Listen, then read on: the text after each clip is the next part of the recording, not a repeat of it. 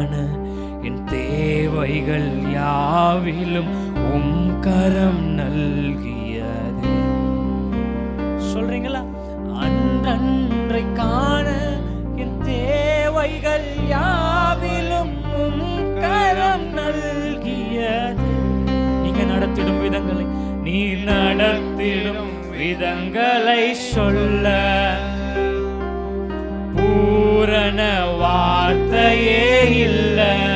சொல்லுங்க, நீ நடத்திடும் விதங்களை சொல்ல ஒரு பூரண வார்த்தையே இல்ல. கரங்களை உயர்த்தி சொல்லாமா?